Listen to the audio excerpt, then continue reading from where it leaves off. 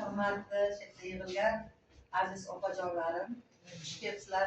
Avvalo shu bugungi kunda sababchisi Nodira opam, tug'ilgan kuningiz muborak bo'lsin. 100 ga kiring.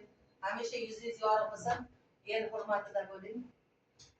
Hammalaringizga omad tilayman. Mana bugungi tadbirimizda yana asosiy sababchisi Nazokatxon Moskvada so'z bo'yicha birinchilikda ovoz bo'yicha birinchilikda olgan. O'sha Nazokatxondan bir juft qo'shiq eshitamiz. Hammalaringizni raqsga taklif etaman.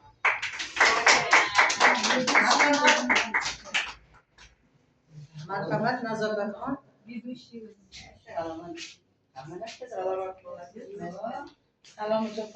Hozir ashula aytadi,